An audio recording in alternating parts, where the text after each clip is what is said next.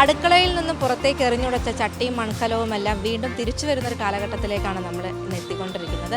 ഇപ്പം മൺകലത്തിൽ കിട്ടുന്ന ചോറും അതേപോലെ തന്നെ ചട്ടിച്ചോറും ഒക്കെ തിരഞ്ഞു പോകുന്ന ഒരു കാലഘട്ടം വന്നുകൊണ്ടിരിക്കുകയാണ്. അലൂമിനിയത്തിൻ്റെ നോൺ സ്റ്റിക്കിൻ്റെ ഒക്കെ ഒരു വരവോടുകൂടി മൺപാത്ര ഉപയോഗം വളരെ കുറഞ്ഞിട്ടുണ്ടായിരുന്നു. എന്നാൽ ഇപ്പം ഈ ഒരു കാലഘട്ടത്തിൽ വീണ്ടും മൺപാത്ര ഉപയോഗം കൂടി വരുന്നൊരു കാഴ്ചയാണുള്ളത്. അപ്പോൾ നമ്മളിവിടെ കോഴിക്കോട് ചുങ്കം ഭാഗത്തുള്ള ഒരു മൺപാത്ര വിൽപ്പന ശാലയിലാണുള്ളത്. ഇവിടുത്തെ വിശേഷങ്ങൾ നമുക്കറിയാം.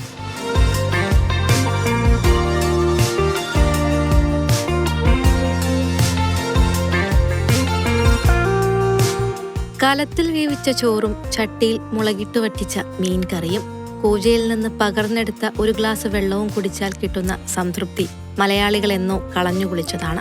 അതിനുള്ള പ്രധാന കാരണം അലൂമിനിയത്തിന്റെ കടന്നുവരവായിരുന്നു. അതിനു പിന്നാലെ നോൺ സ്റ്റിക്കുകൾ കൂടിയായപ്പോൾ പൂർത്തിയായി. അപ്പോൾ ചേച്ചി ഇവിടെ ഇപ്പോൾ എത്ര വർഷമായി? 10 വർഷത്തോളം ഇവിടെ കച്ചവടം നടക്കുന്നത്. എങ്ങനെയുണ്ട് ഇപ്പം ഈ കലങ്ങളുടെയൊക്കെ ഒരു വിൽപ്പനയൊക്കെ എങ്ങനെയാണ് പോകുന്നത്?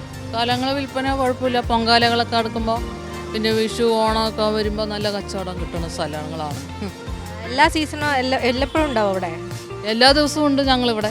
പക്ഷേ എന്തൊക്കെ പറഞ്ഞാലും ചട്ടിയും കലവും വീട്ടിൽ നിന്ന് പുറത്തേക്കെറിഞ്ഞ മലയാളി ചട്ടിയിലും കലത്തിലും വെച്ച ഭക്ഷണം എവിടെയെങ്കിലും കിട്ടുമെന്നറിഞ്ഞാൽ വണ്ടി വിളിച്ചു പോകും കുടുംബത്തോടൊപ്പം. അതാണ് അതിന്റെ മഹത്വവും. പാലക്കാട് എപ്പോഴെങ്കിലും പോവുള്ളൂ, എന്തെങ്കിലും ആവശ്യമുണ്ടെങ്കിൽ മാത്രം. ഈ നിർമ്മാണം ഇത് എവിടെ നിന്നാണ് എത്തിക്കുന്നത്? നിങ്ങൾ തന്നെ ഉണ്ടാക്കുന്നതാണോ അല്ലെ എവിടെന്നെങ്കിലും? ഞങ്ങൾ ചട്ടി ഉണ്ടാക്കുന്നവരാണ്. പിന്നെ കച്ചവടത്തിലാണ് ഇപ്പോൾ കൂടുതൽ. മോളിവിടെ ഗവൺമെൻറ് സ്കൂളിൽ ചേർത്ത് ഇവിടെ വീട് വാടകയ്ക്ക് എടുത്തുകൊണ്ട് ഇവിടെ തന്നെയാണ് സ്ഥിരമായിട്ട് നിൽക്കുന്നത്. കച്ചവടമൊക്കെ ചെയ്ത് ഇവിടെ നിൽക്കുകയാണ്. മൺപാത്രമൊക്കെ എവിടെയാണ് നിങ്ങൾ ഉണ്ടാക്കുന്നതൊക്കെ? പാലക്കാടാണ്, പെരിങ്ങോട്ടുകുറിശി. പാലക്കാട് എത്തിക്കുന്നത്. അതെ, അവിടെ നിന്ന് ലോറിയിൽ കൊണ്ടുവരും. എന്നിട്ട് ഇവിടെ വിൽക്കുന്നതാണ്. ഇപ്പം ഈ ഒരു സീസണിൽ എങ്ങനെയുണ്ട് ഇതിൻ്റെ ഒരു പൊങ്കാലക്കാലങ്ങളൊക്കെ ഒരുപാട് ചിലവായി. ഇവിടെ അടുത്തുള്ള അമ്പലങ്ങളിലൊക്കെ ഞങ്ങളാണ് ഏകദേശം കൊടുക്കാറ്. 200, 300 അങ്ങനെ കൊടുക്കും. ഏറ്റവും ചീപ്പ് വിലയ്ക്കാണ് നമ്മൾ അധികം കൊടുക്കാറ്. അധികം ലാഭമൊന്നുമില്ല, എന്നാലും നമ്മൾ അമ്പലത്തിൽ കേസ്.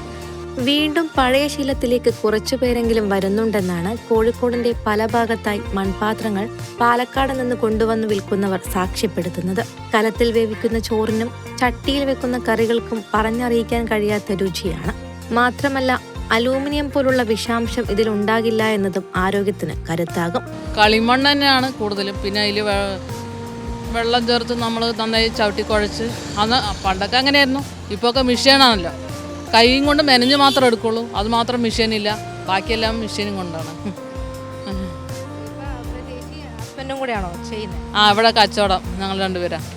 ചേച്ചി ഇപ്പം 10 വർഷമായി ഇവിടെ? അതിന് മുമ്പേ മൂപ്പര് ഇവിടെ ഉണ്ട്. 25 വർഷമായി. പാത്രത്തിന് പുറമെ വേറെ എന്തൊക്കെ സാധനങ്ങളാണ് ഉള്ളത്?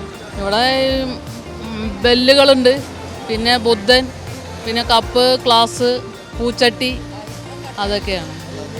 കൂടുതലായിട്ട് മൺകലങ്ങൾ തന്നെയാണോ വിറ്റും? മണ്ണിൻ്റെ പാത്രങ്ങൾ മാത്രമേ ഉള്ളൂ ഇവിടെ. പൂജകൾ സീസണിൽ വേനലിലൊക്കെ ചിലവാകും. അങ്ങനെ ഒരു സീസണാണ്, വേനൽക്കാലം ആയതുകൊണ്ട്. എങ്ങനെയാണ് പൂജയൊക്കെ നന്നായി പോകുന്നുണ്ട്. റേറ്റ് എങ്ങനെയാണ്? റേറ്റൊക്കെ നമ്മളൊരു 10 രൂപ ലാഭത്തിൽ കൊടുക്കന്നെ. വലിയ ലാഭമൊന്നും നമുക്കതിൽ കിട്ടില്ല.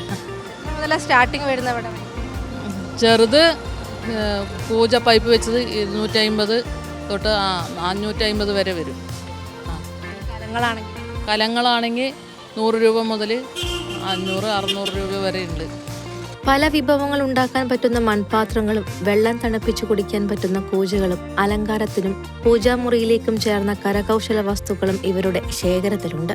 ഈ വ്യവസായം അന്യം നിന്ന് പോകാതിരിക്കാനും നല്ല ആരോഗ്യത്തിനും നമുക്കും പ്രകൃതിയിലേക്ക് മടങ്ങാം. പാചകത്തിന് ഒരു നേരമെങ്കിലും ചട്ടിയും കലവും ശീലമാക്കിക്കൊണ്ട്.